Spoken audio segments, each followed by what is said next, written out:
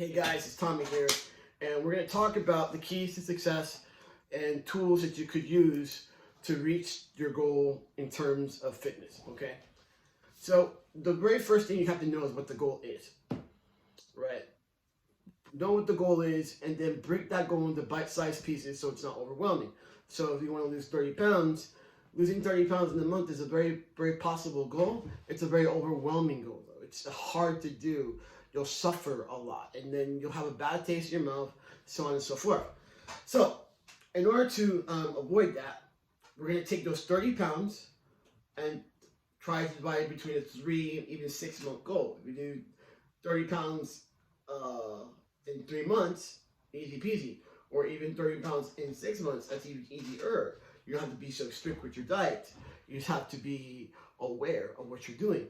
All right. So the first thing you do is you break down the goal into bite-sized pieces, and then you think about what would it take to get to that goal. If you need to be in a caloric deficit, opposite. Cool. Let's see. Deficit, opposite. Sorry. So you need to be in caloric deficit.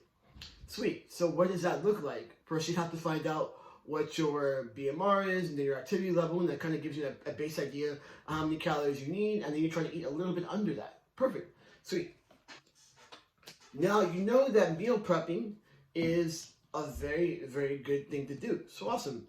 How do you meal prep? What do you need to buy something to help you meal prep? Maybe an air fryer, a grill, an Instapot, a slow cooker. These are things that make your life a little easier so you can cook a lot of food at one time. If you don't know how to cook, cool, awesome.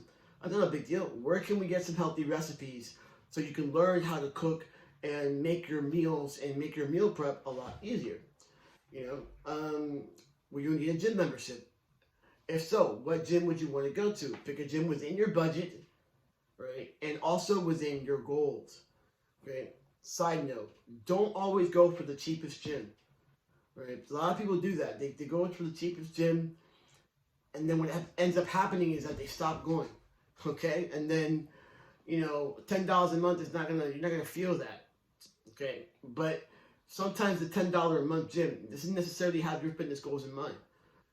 They don't all necessarily always have the best equipment, and they don't always necessarily have everything you need, right? Sometimes those $10 gyms have the wrong environment, and you're not motivated to work out. You're not motivated to be at your goals. You're not supported by neither staff or the environment itself to keep going.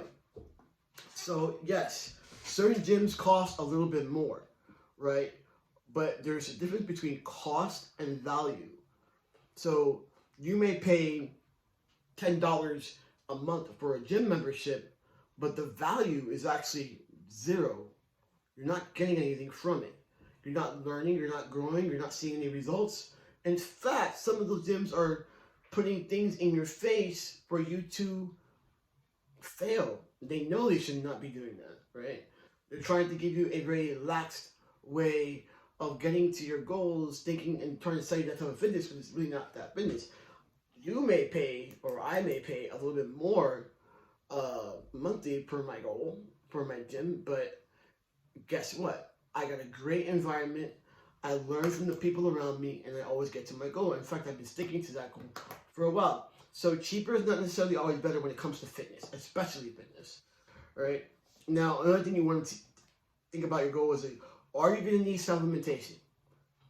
Supplementation is not always needed, depending on what your goal is and what your nutrition, your ability to handle your nutrition is.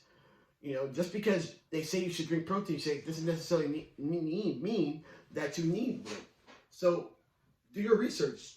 Talk to me. Figure out if that's what you actually need. And last but not least, track. Okay?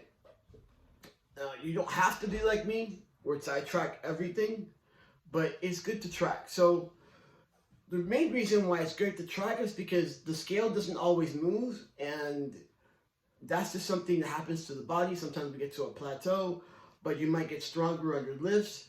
You might, you might have more consistency within your workout where you're getting more discipline. There's other things to measure progress. So my first suggestion is to get a calendar. I know there's one in your app, but get a calendar, right? One that you could see and write on. And every day you write down, I went to the gym, I did chest. I ate 6 meals today. You don't say what they were. And I took my supplements, I drank water, and I went for a walk. Right? And do that every day. And when you feel like giving up, and you look at the calendar and see how much progress you've made, but how consistent you've been being, that feeling tends to go away.